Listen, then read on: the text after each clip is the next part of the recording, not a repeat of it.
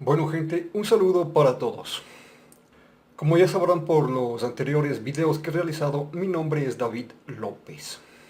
He decidido hacer este video porque al parecer hay algunas personas que andan esparciendo ciertos comentarios falsos acerca de los libros que he venido desarrollando. Entonces, por claridad, vamos a enumerar un par de cosas.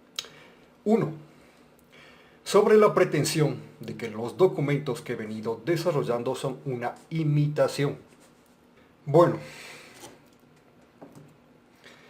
en primer lugar, yo no estoy ayudando a divulgar el descubrimiento que ha realizado alguien más, sino que en primer lugar, yo fui quien concibió originalmente las ideas.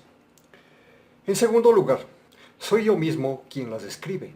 Y en tercer lugar, soy yo mismo quien reedición tras reedición les aumenta contenido y les corrige. Pues los libros que estoy presentando han visto numerosas correcciones a lo largo de 6 años. Entonces debo puntualizar 3 cosas.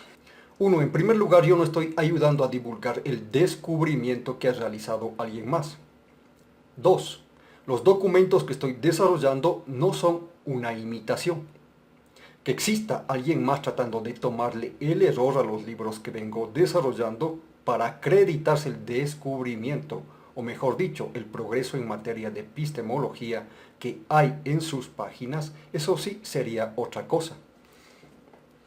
3.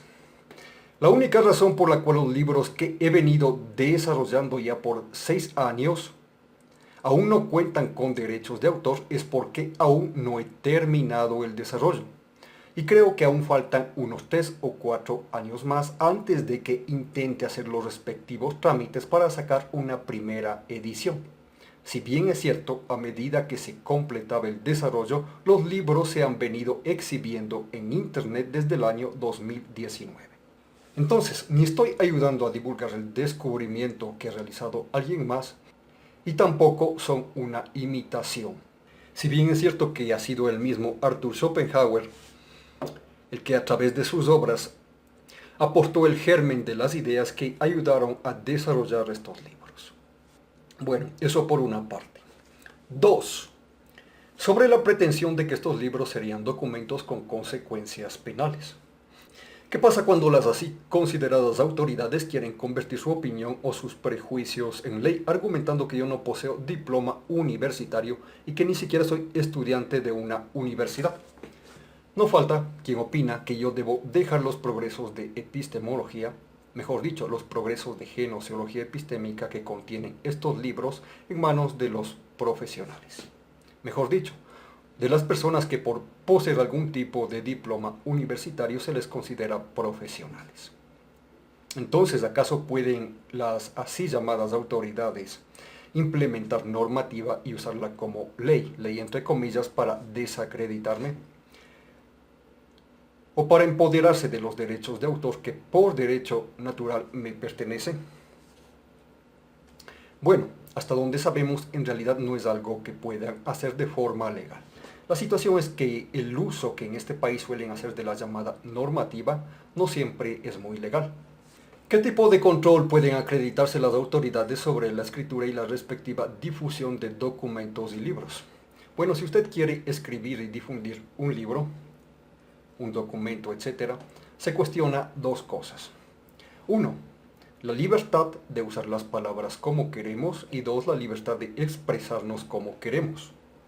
Entonces, si usted quiere escribir y difundir un libro, un artículo, un documento, como autor, usted tiene responsabilidad con sus propias palabras. ¿Usted puede usar las palabras como quiere? Pues sí puede. Sin embargo, esa libertad está condicionada por 2 exigencias básicas, mutuamente complementarias, pues la una no puede ser sin la otra. Esas 2 exigencias son y la verdad y 2 la corrección sobre los errores o simplemente usar la razón correctamente. Está claro que la verdad es para asegurar que las conclusiones que pretende la síntesis son coherentes y congruentes con la experiencia e inclusive con los hechos. Y la exigencia de usar la razón correctamente es para garantizar que ni el mismo autor se está implicando a sí mismo en errores, ni está fomentando una lectura para que el público como sujeto de datos, ideas, conceptos e información se impliquen a sí mismos en errores. De hecho, en errores, en engaño o en equivocaciones. Por otra parte, pero de forma complementaria, se cuestiona la libertad de expresión. Cuando está en foco de observación la forma de expresarse, no nos interesa tanto el significado nominal y semántico de los conceptos. Pues de la forma de expresarse lo que se sigue es la connotación del mensaje. Como usted sabrá, las palabras sirven para 4 fines: para denotar, notar, connotar y anotar. En cuanto a las palabras denotan, nos sirven para referirnos de forma objetiva a las cosas, principalmente a las cosas que experimentamos y que encontramos en la experiencia real. En cuanto a las palabras sirven al fin de notar, en este sentido las palabras señalan o indican la evidencia del cual será sujeto el observador. Pero en cuanto a las palabras sirven a fin de connotar, yo soy sujeto de la forma de expresarse. Pues de la forma de expresarse nos percatamos qué connotación tienen las palabras. Cuando necesitamos expresarnos podemos hablar de forma oral o escrita, aunque para evidenciar nuestra forma de expresarnos no hay nada mejor que hablar de forma oral.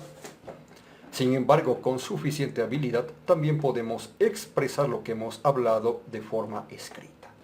Debe usted saber que los libros donde se busca difundir datos, ideas, información y conceptos de forma impersonal y objetiva son la clase de libros en los cuales no nos interesa tanto la forma de expresarse, pues en esta clase de libros lo que la síntesis está buscando es las conclusiones del caso y la verdad en cuanto esta verdad tiene validez universal. Por ejemplo, los libros de divulgación científica, los libros de matemáticas, los libros de geometría, los libros de lógica, los libros de epistemología, los libros de física, los libros dedicados a estudiar anatomía y las funciones del cuerpo humano, los libros sobre informática y programación de software, los libros de arquitectura, etc. En esta clase de libros no estamos comunicando ni criterios, ni opiniones, ni creencias. Por consiguiente, no está en foco de nuestra atención o interés la forma de expresarse. Lo que exigimos en estos libros es que los conceptos se usen correctamente. Nos interesan las conclusiones y la verdad en cuanto esta verdad tiene validez universal, pues cuando la verdad goza de validez universal, la síntesis es impersonal y objetiva. En esta clase de libros no nos interesan las interpretaciones.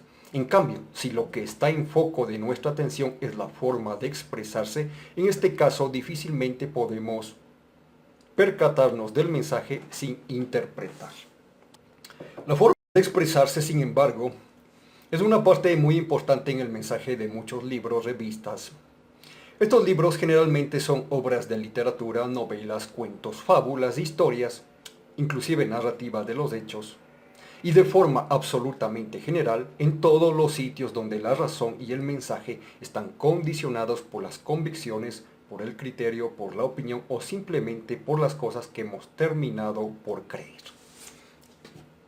Entonces, 4 cosas: y convicciones, criterio, opinión y las cosas que hemos terminado por creer. Entonces, cuando el mensaje está condicionado por las convicciones, el criterio, la opinión o las cosas que hemos terminado por creer, es de gran relevancia la forma de expresarse. Es en ese lugar donde se cuestiona la libertad de expresión. Cuando se trata de compartir o poner en mesa de discusión el criterio o la opinión, juega un rol muy importante el lenguaje y la forma de expresar. La interpretación del mensaje que suponen las palabras queda focalizada en todos los casos sobre la forma de expresarse. Cuando centramos nuestra atención sobre las expresiones, pasa a segundo plano de nuestra atención el significado nominal y semántico de los conceptos, pues a través de las expresiones, más allá del significado literal, nos enteramos del sentido que tiene el mensaje. Así, por ejemplo, según la forma de expresarse, el mensaje condicionado por las palabras puede interpretarse de forma muy distinta. Por ejemplo, cuando tuvimos algún percance o cuando nos ocurrió alguna desgracia durante el día y alguien se acerca a decirnos: se me partió el corazón de enterarme de la mala noticia. O simplemente tu esposa al recibirte en casa al final del día te dice: ay, pobrecito, mi amorcito tuvo un mal día.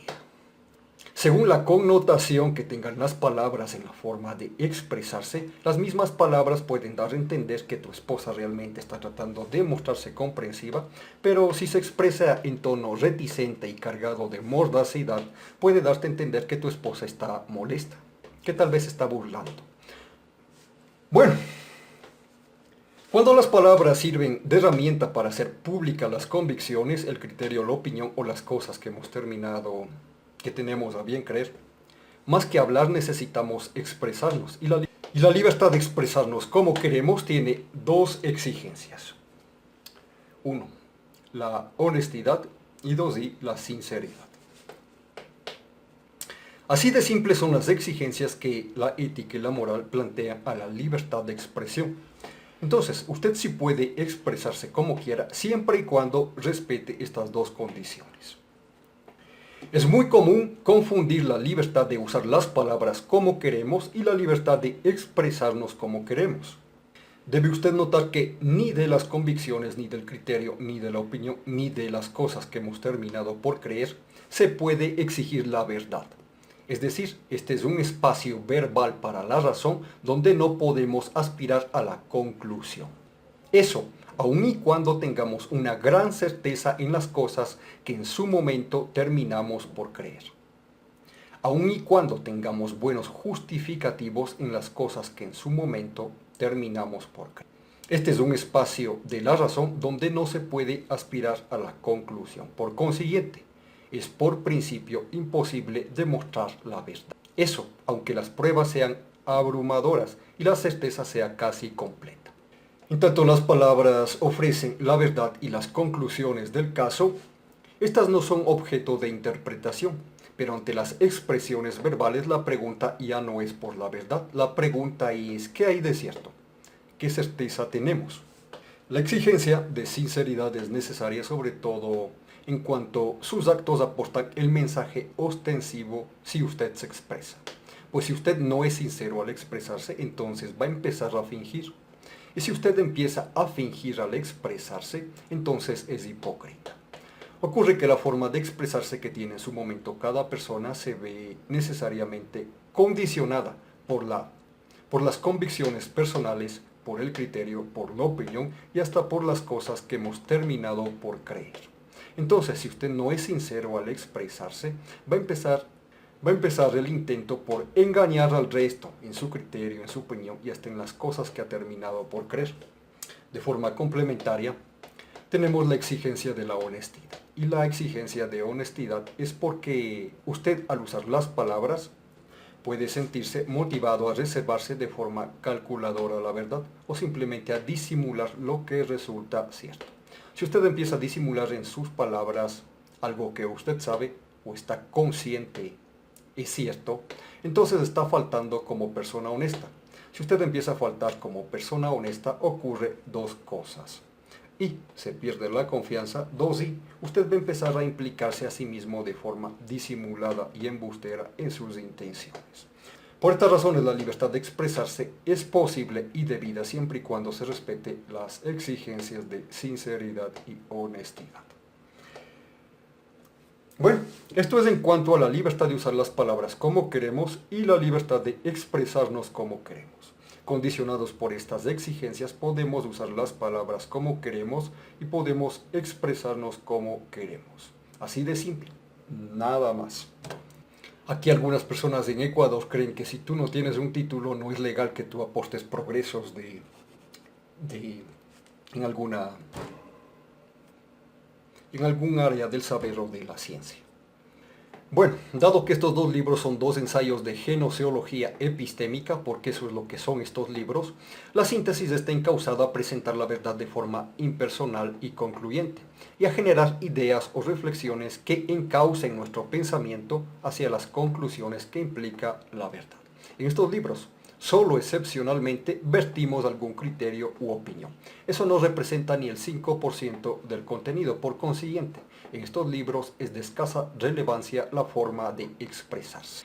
Ya que por los libros que estoy desarrollando tengo responsabilidad por las palabras de las cuales soy autor, entonces aquí viene la pregunta. Para cumplir las dos exigencias que condicionan la libertad de escribir y usar las palabras como queremos, ¿acaso necesito que me respalde el título de profesional por parte de alguna universidad?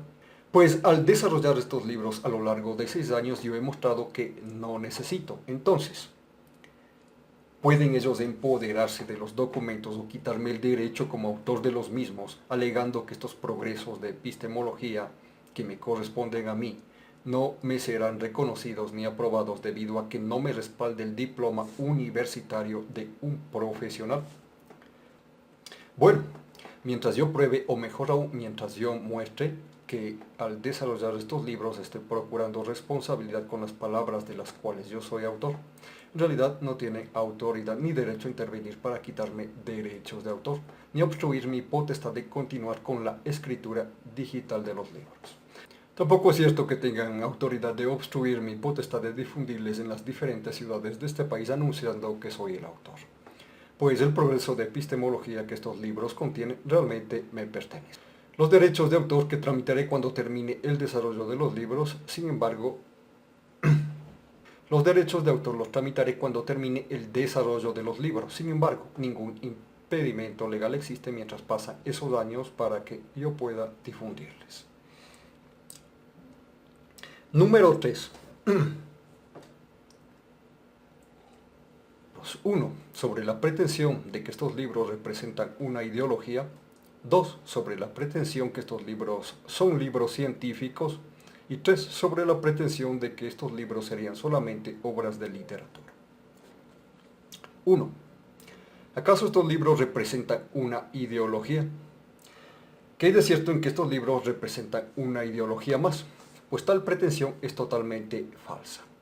Los libros que vengo desarrollando representan un hito histórico dado el progreso de epistemología y de ontología que aportan, apostando la respuesta a dos problemas históricos de gran relevancia para el entendimiento humano. Problemas abiertos que hasta la fecha habían permanecido sin respuesta concluyente. Ocurre que en estos dos libros se llega por primera vez a la respuesta. Los libros que usted puede descargar y leer resultan altamente acertados, en al menos 80% de su contenido. Sin embargo, aún resta tal vez un 15%, máximo un 20% para perfeccionar.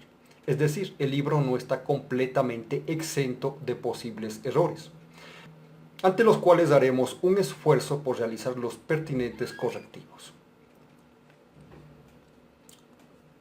Debido a que los libros no están exentos de error, nunca falta la persona que encuentra el punto de error o el punto de equivocación y dice, no se trata más que de ideologías.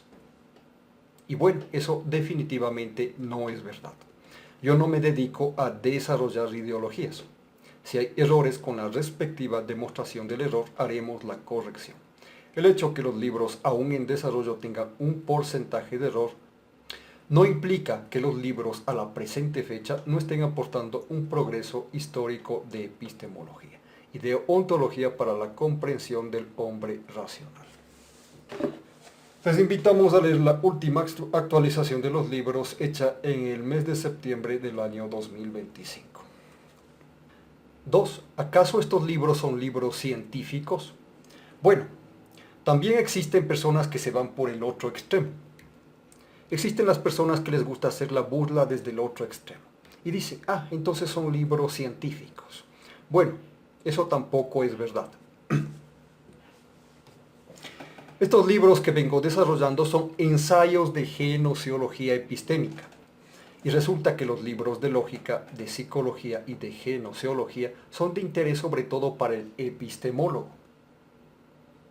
Es a él a quien le interesa la comprensión de estas teorías académicas, a las cuales solo locuazmente suelen llamarles ciencias. aunque no se trata de ciencias en el sentido estricto del concepto.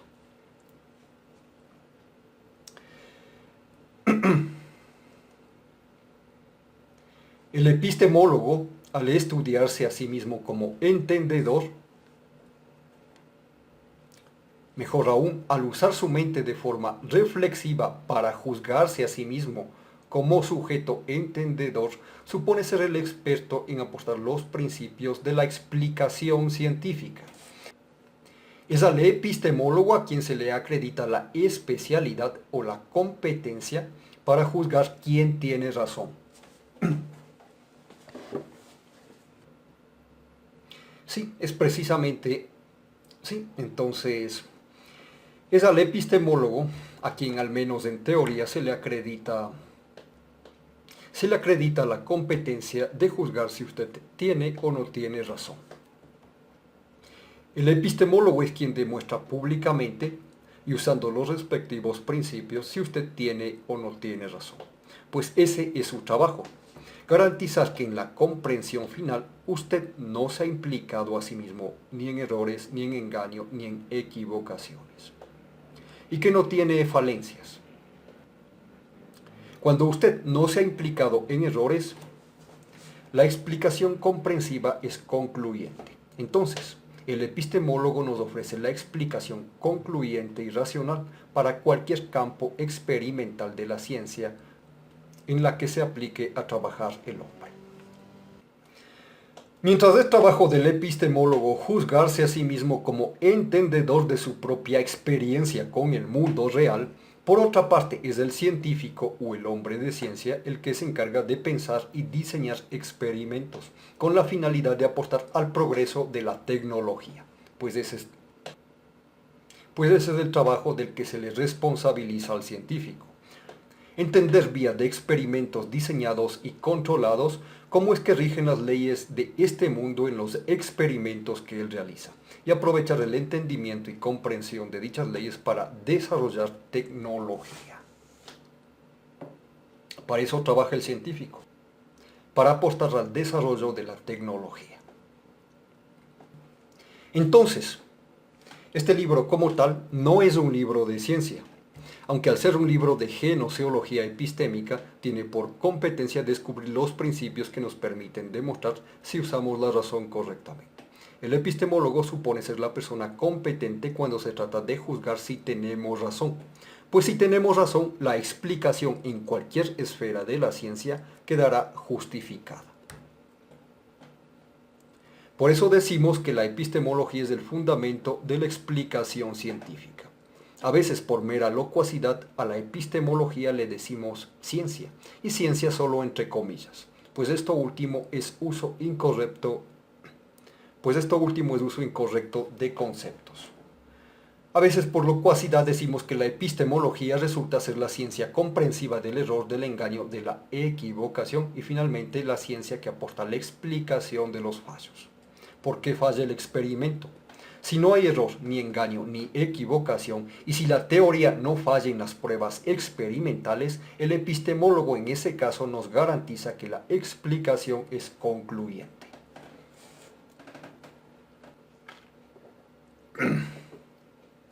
Entonces, no, este no es un libro de ciencia. Este libro es un ensayo de genoseología epistémica.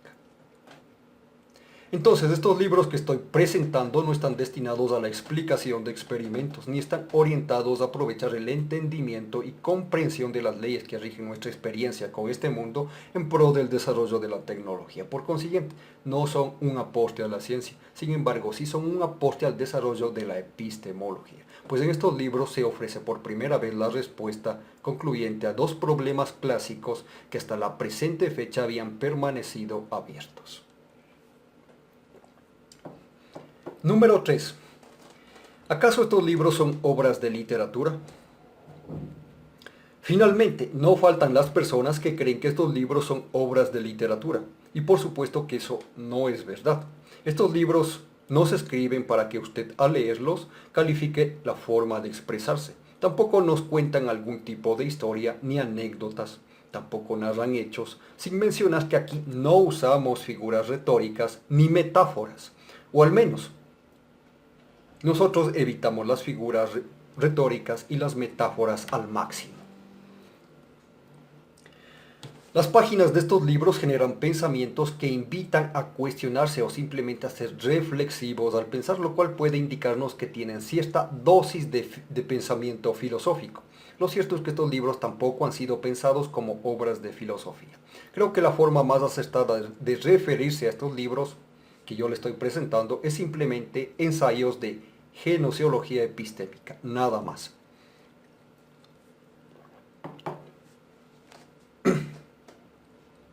Nota.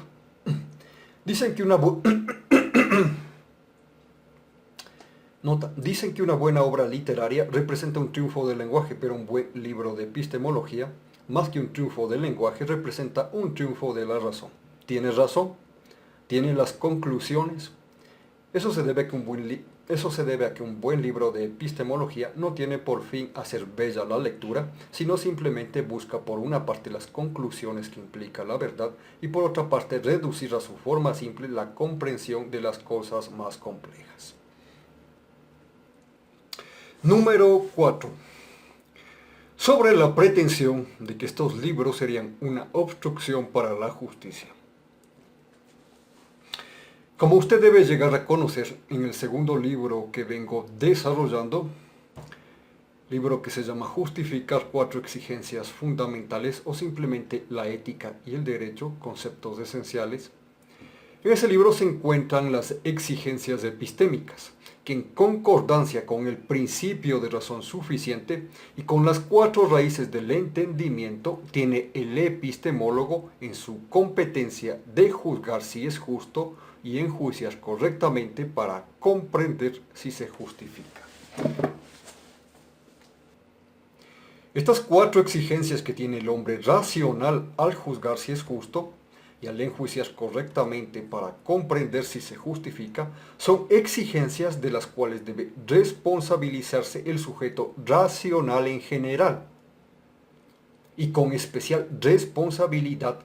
La responsabilidad de carácter profesional es sobre todo para 4 clases de personas.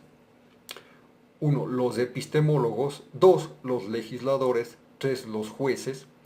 Y 4. Las personas que aportan trabajo en el sistema judicial. Pues al aportar trabajo al sistema judicial deben procurar que el sistema judicial no sea un fraude. La responsabilidad de carácter profesional sobre estas 4 exigencias es para las personas que tienen la responsabilidad de juzgar, de legislar y de usar responsablemente la ley para ajusticiar. Pues a una persona que no sabe juzgar si es justo y enjuiciar correctamente para comprender si se justifica, no se le puede acreditar responsabilidad ni con la ley ni con la justicia. ¿Sí?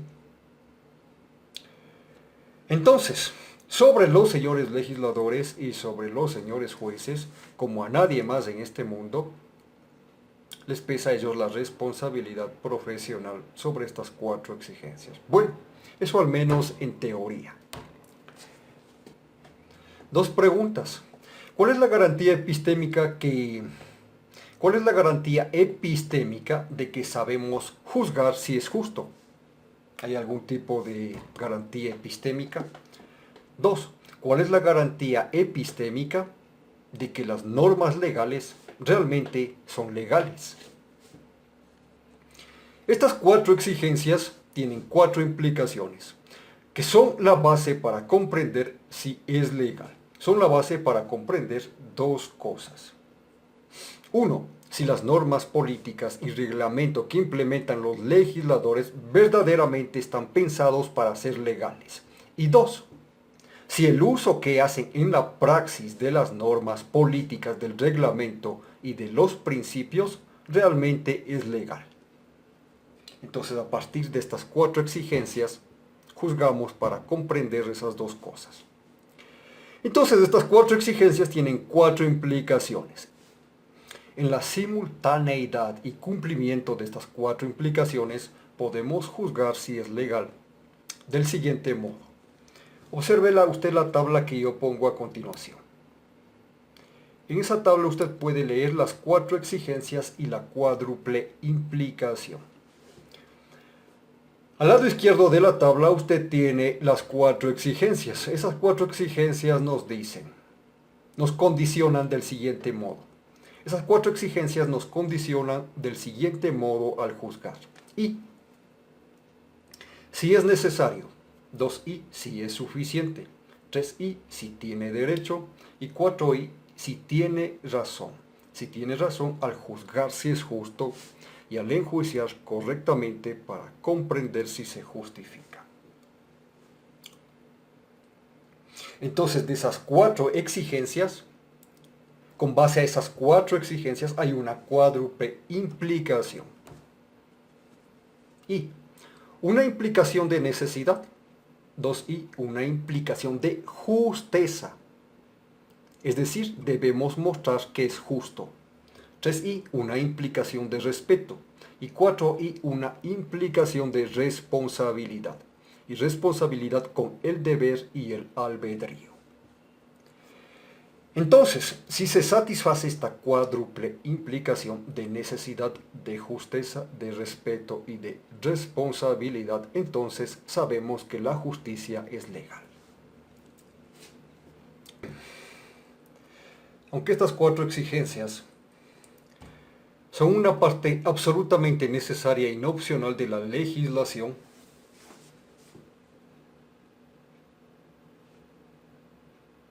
eso debido a que si alguien no sabe juzgar, tampoco es competente para legislar. Vamos a encontrar que estas 4 exigencias no se encuentran en las bases de la Constitución, entonces procede corregir. Si no me equivoco, algunos afirman que estas exigencias ya se encuentran en la Constitución. Si es así, no tienen unidad, es decir, se tratan como si fueran temas independientes y sin conexión. De ser así, no es extraño que la justicia falle, pues en la simultaneidad de i, 2i, 3i y 4i, el epistemólogo nos garantiza que sabemos juzgar si es justo y enjuiciar correctamente para comprender si se justifica. Si el hombre al juzgar quiere centrar el problema en una de estas 4 exigencias, dejando de lado el resto de las exigencias, lo que ocurre en esos casos es que la justicia falla. En ese caso no hay garantía de que realmente sabemos juzgar si es justo. Esas son las implicaciones necesarias de omitir estas exigencias o de citar estas exigencias una a la vez dejando de lado el resto. ¿Sí? Porque es en la simultaneidad de i, 2i, 3i y 4i que el epistemólogo nos garantiza que sabemos juzgar si es justo. Cuando atacan el problema centrándose en una parte solamente de estas 4 exigencias, entonces no. En ese caso no se puede llegar a ninguna conclusión acerca de si realmente es justo.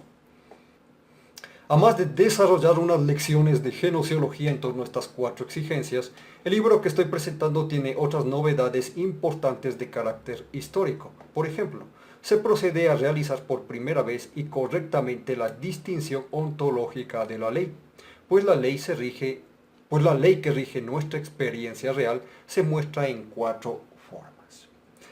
Otra cuestión de gran relevancia en este libro que estoy desarrollando es que lo que hemos generalizado como normas legales, estas en realidad precisan distinguirse por su propósito.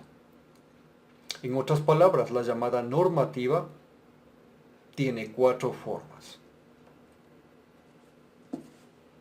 Y lo que con propiedad llamamos normas, 2i, las políticas, 3i, el reglamento y 4i, los principios. Tanto los principios del derecho como los principios de la ética. Ahora bien, parece que en Ecuador ellos no hacen esta distinción, lo cual indica que en la Asamblea Nacional los señores legisladores necesitan un epistemólogo. Los señores asambleístas deberían trabajar en coordinación con las universidades, pues en todas las universidades, sin excepción, hace falta al menos un departamento de epistemología. Entonces, por parte de las universidades deberían corregirles en esa forma incorrecta de usar la razón para hacer normas legales, para juzgar y para legislar. En Ecuador, a los documentos que emite la Asamblea les llaman ley, lo cual es incorrecto. El hombre, si tiene alguna participación en la ley real, es que el hombre puede aprovechar la ley para ajusticiar.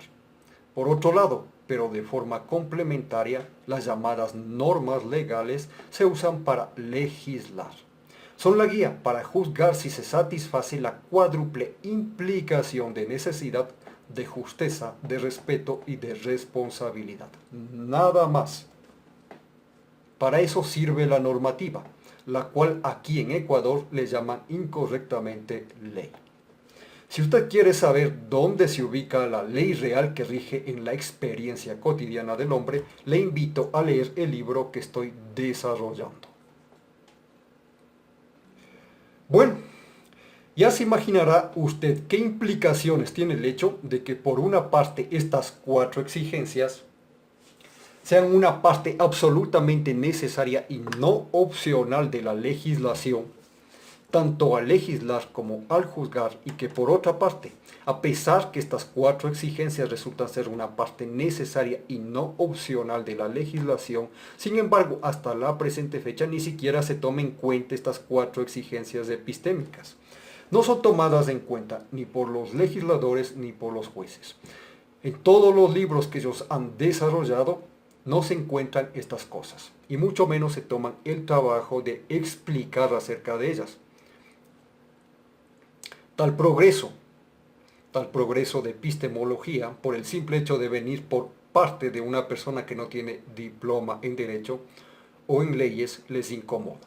Por no decir que el hecho de que el progreso en materia de epistemología venga por parte de una persona que no tiene diploma universitario, les da vergüenza un poco. Pues se supone que ellos han estudiado, y en teoría ellos deberían ser los entendidos. En virtud de estas cosas ya se perfilan personas tratando de asegurar que yo no tengo autoridad para decirles que es incorrecta la forma en que ellos proceden a desarrollar e implementar normas legales, y que necesariamente ellos tienen que corregir. Ya se perfilan personas presumiendo que con los libros que yo estoy desarrollando, yo estaría tratando de suplantar la identidad de un abogado o de un doctor en leyes, lo cual desde luego es una pretensión falaz. Ya se perfilan personas sugiriendo que si yo no tengo un título en derecho o en leyes, lo mejor es que yo guarde silencio. E incluso que sería ilegal que yo dé a conocer públicamente estos progresos en materia de epistemología sin haber sido certificado con el diploma de alguna universidad. Pero ocurre que yo soy el autor legítimo de los libros. Una nota.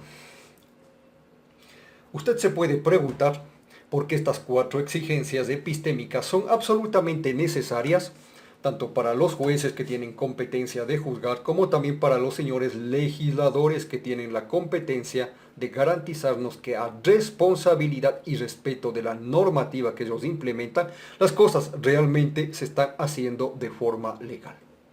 ¿Qué garantía tenemos de que la normativa que ellos implementan o que ellos emiten realmente es legal? ¿Acaso a alguien se le ocurrió cuestionar la normativa que ellos emiten, preguntándose si no tendrá errores o equivocaciones?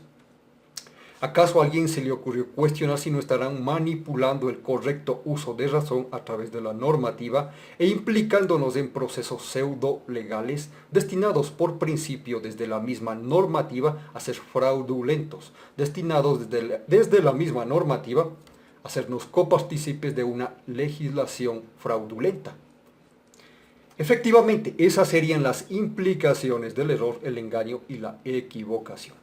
Si entre las teorías que forman la razón de los profesionales no reconocen estas 4 exigencias epistémicas como terminantemente necesarias. Esa es la cuestión.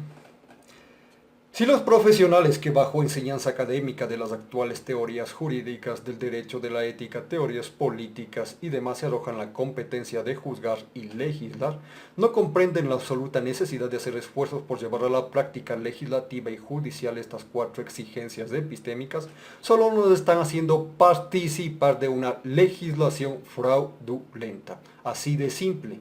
Esas son las implicaciones epistemológicas necesarias.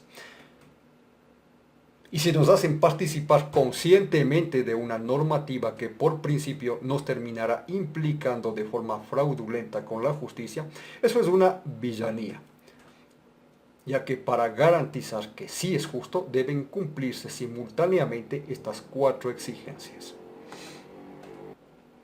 Debe usted saber que en realidad la responsabilidad sobre estas cuatro exigencias no es una responsabilidad exclusiva para los legisladores que tienen responsabilidad de legislar y los jueces que tienen responsabilidad de juzgar. En realidad estas cuatro exigencias son esenciales a la formación académica básica de la ciudadanía en general.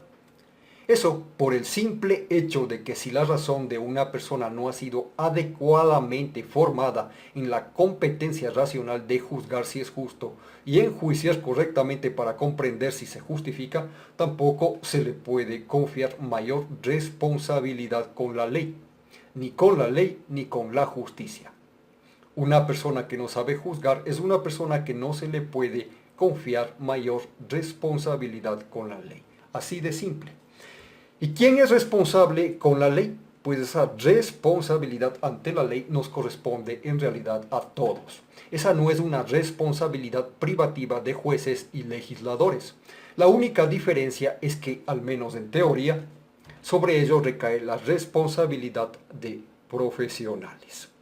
Nada más. Entonces, estas cuatro exigencias que tiene la razón al juzgar son necesarias para los legisladores y jueces, como las matemáticas son necesarias para los ingenieros. No faltan personas que dicen que estas cuatro exigencias solo deberían ser de interés en los juzgados.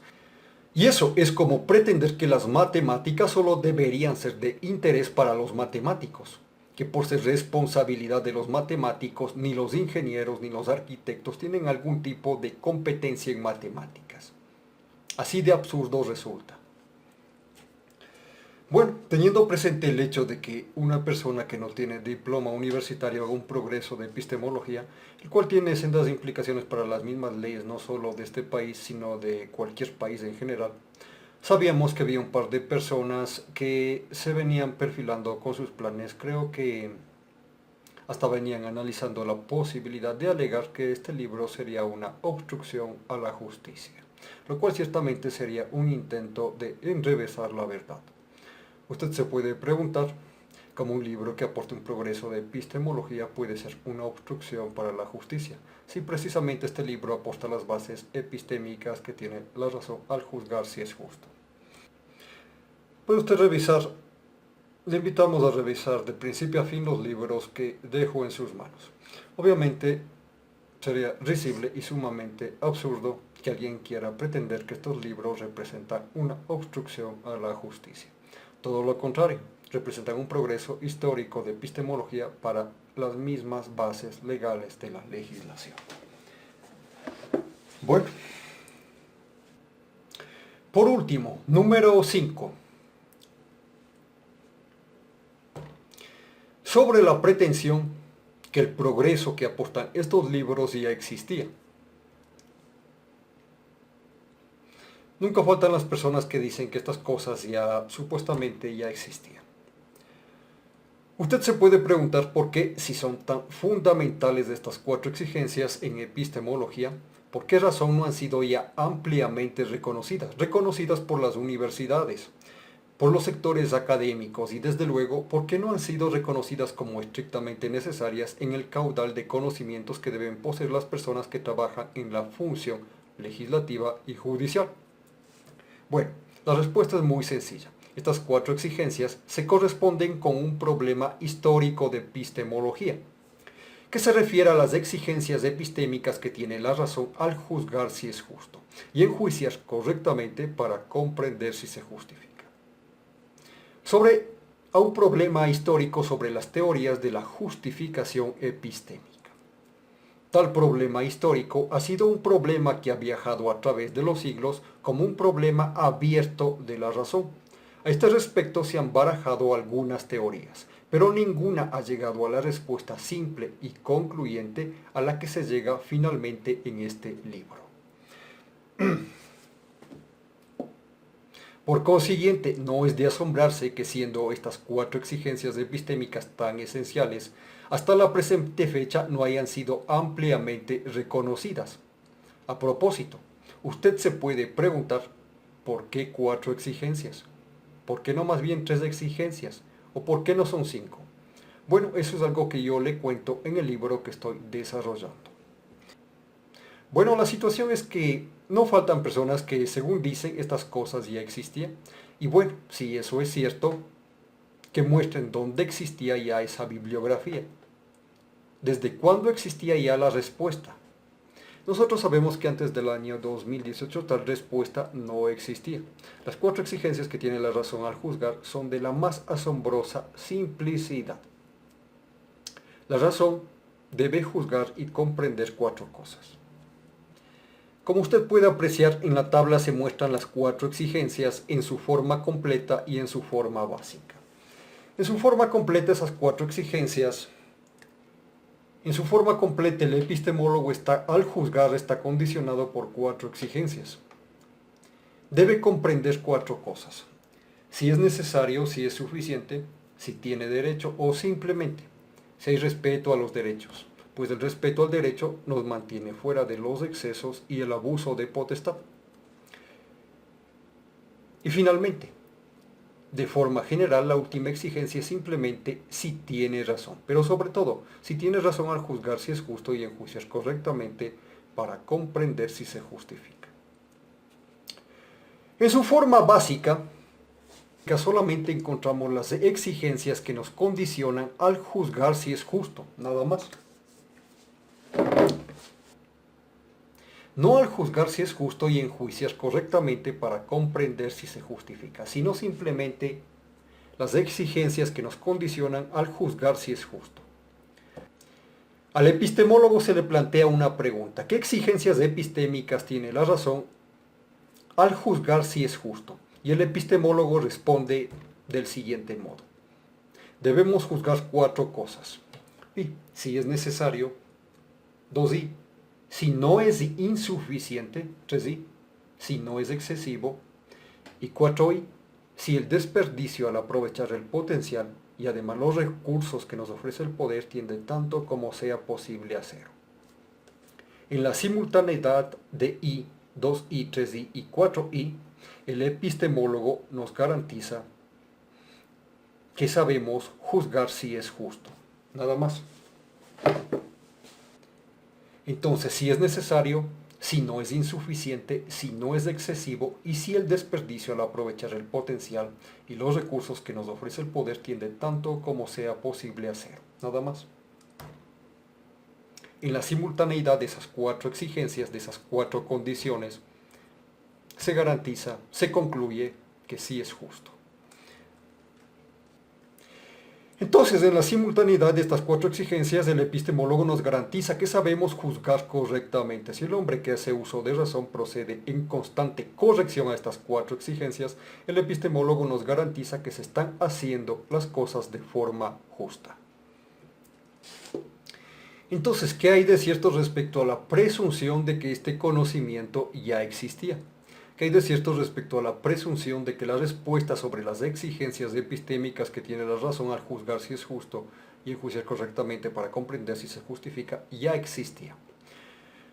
Bueno, usted puede revisar toda la bibliografía que el hombre ha acumulado hasta antes del año 2018 y ver que la respuesta general a los problemas que tiene la razón al juzgar no existía. Si bien es cierto, sobre los problemas que el epistemólogo tiene al usar la razón para juzgar, ya se había hablado. La verdad que corresponde a las exigencias epistémicas que tiene la razón al juzgar, ya se encontraba, pero fragmentada, ya se encontraba, pero a trozos. Es decir, una parte de la verdad en una teoría, otra parte de la verdad en otra teoría, o en otra escuela de filosofía, etc. La verdad se encontraba dividida por mano del pensamiento de las personas que advirtieron la importancia sobre este tema. Sin embargo, nunca existió la respuesta completa y concluyente por parte del epistemólogo. Así que en definitiva, era un problema abierto de la razón. respecto al cual en el mejor de los casos ya se habían barajado teorías. Entonces, en este libro que vengo desarrollando, se llega finalmente a la respuesta dándole unidad a la verdad. Verdad que si de casualidad ya existía, que si de casualidad ya había sido descubierta, estaba mal descubierta, existía pero dispersa, es decir, a trozos, por mano de diferentes pensadores. La verdad sobre los problemas que tiene el epistemólogo al usar la razón para juzgar estaba incompleta e incorrectamente desarrollada. Entonces, usted puede revisar toda la bibliografía en español que date de antes del año 2018 y advertirá que tal respuesta sobre las 4 exigencias que necesariamente condicionan el uso de razón al juzgar no existía. El epistemólogo necesariamente está condicionado por estas 4 exigencias al juzgar. De ahí que resulten esenciales para la formación académica del público en forma general, pero sobre todo de aquellas personas a quienes se les confía responsabilidad profesional de legislar y aprovechar la ley con entendimiento y el poder del sistema judicial para ajusticiar. Es obvio que una persona que no sabe juzgar correctamente no se le puede confiar mayor responsabilidad sobre la ley. Tampoco se había reducido correctamente los parámetros que al determinar la experiencia psicomotriz también determinan con la más estricta necesidad si llega a existir, si llega a estar, si llega a ser y si se le ocurre crear. Para mucha gente puede resultar increíble, inverosímil o simplemente incomprensible el hecho de que 4 exigencias tan básicas y 4 categorías de parámetros, al mostrarse en esta forma tan sencilla y simple de comprender, puedan representar un progreso histórico de epistemología, de 2 problemas históricos que han permanecido sin respuesta a lo largo de los siglos. Siendo tan simples, a muchos les puede parecer increíble que alguien no se haya dado cuenta de eso ya antes. Y pues sí, por increíble que parezca, nadie había llegado a la respuesta concluyente que debe dar el epistemólogo. Pero el desconcierto debe continuar. No puede ser cierto. Si parece tan simple. Entonces, ¿por qué dices que algo en apariencia tan simple representa un progreso histórico para los libros de epistemología? O al menos para los libros de gnoseología epistémica. Voy a tratar que usted comprenda de forma simple por qué. Es al epistemólogo a quien por lo común se le acredita el trabajo de reducir la complejidad que puede aparentar un problema a unos principios simples. Si revisamos todos los pensadores notables,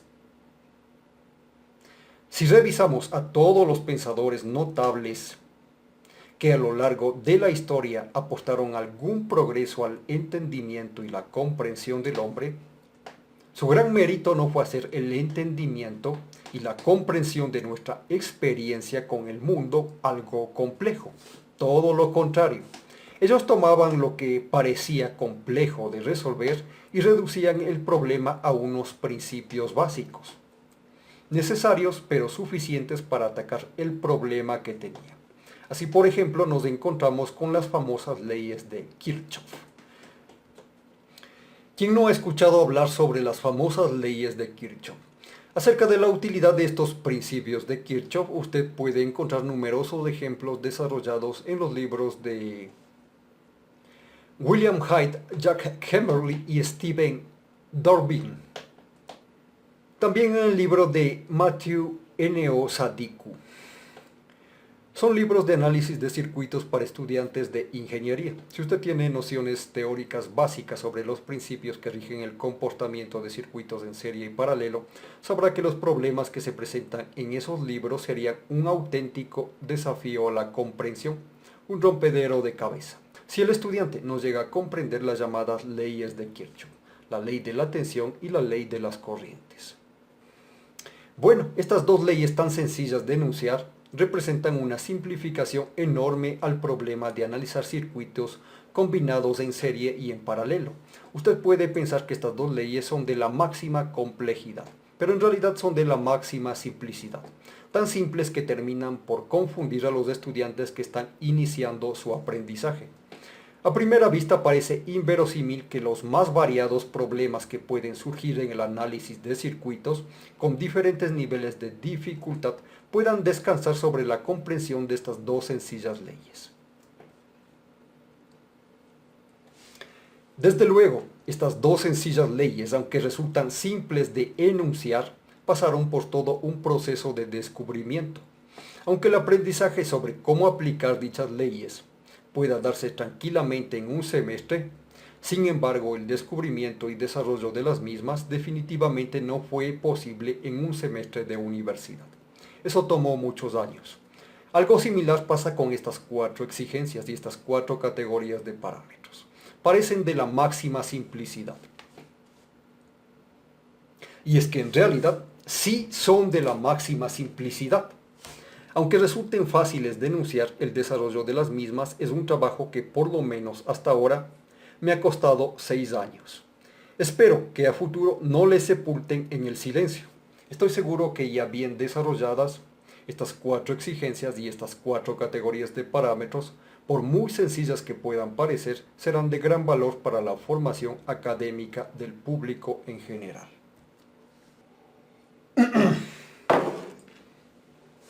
Ay, ya no puedo hablar prácticamente. Conclusión. Conclusión. Como usted podrá apreciar si lee personalmente los libros, resultará absurdo que alguien quiera pretender que son libros ilegales, ilícitos o simplemente libros que no son permitidos. Mi responsabilidad como autor es mostrar que estoy en uso de razón, pues como autor tengo responsabilidad con la verdad y con los errores, nada más. La pretensión que estoy tratando de suplantar la identidad de un abogado o de un profesional con maestrías y posgrados universitarios es totalmente falaz y mentirosa. Si los considerados profesionales se sienten ofendidos porque una persona que no posee estudios universitarios ha aportado estos progresos afines a la temática propia de los libros de epistemología, eso es una cuestión muy aparte. Hasta donde sabíamos, ya había un par de personas perfilándose a decir que son libros falsos e inclusive ilegales. Y desde luego, si alguien quiere señalar error en los libros, estamos abiertos a la crítica sobre los errores, pues no nos avergonzamos de reeditar los libros cuantas veces sea necesario, de modo que resulten lo más acertados y acordes a la verdad en lo que sea posible. En realidad, el problema por el que yo avisoraba a personas perfilándose a poner en custodia legal estos libros a decomisar se debe a que hace tiempo quería poner una denuncia pública sobre ciertas personas con quien yo venía manteniendo un motivo. Por ese mismo motivo yo terminé por advertir que ellos eran las personas que tuvieron la iniciativa de iniciar la pandemia. Ahí están involucrados un grupo de masones y creo que más de un par de personas con algún tipo de autoridad en puestos del Estado. Entonces sí, por ahí venía el problema. Además quería hacer pública una cuestión que no mucha gente comenta de forma pública. Aunque el testimonio de personas que tienen potestad sobre esta experiencia no ha faltado. Me refiero a esta potestad de desdoblar la conciencia, llamada autoscopia o experiencia extracorporal. Pues yo sabía que las personas con las que yo mantenía este motivo, ellos tienen esta potestad.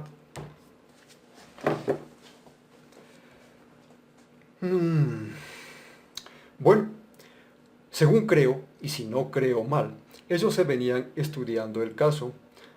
De lo que yo he podido inferir, ellos venían elucubrándose alguna forma de poner un castigo monetario caso de que yo me atreviese a repartir mi propio libro en un CD por esta ciudad para que la gente conozca, alegando algún tipo de argucia pseudo legal.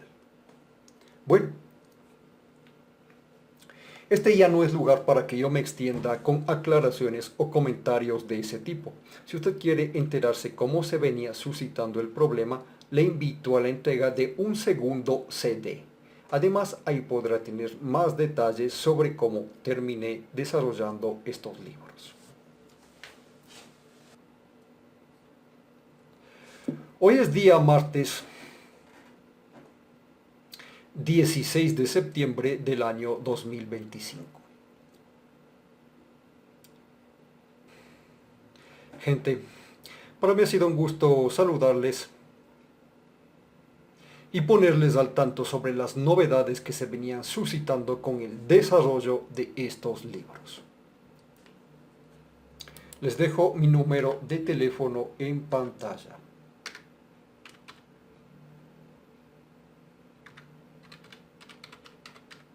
Sí. Si alguien quiere ponerse en contacto conmigo, puede hacerlo al 0987 25 95 71. Mi nombre es David López y conmigo será hasta la próxima.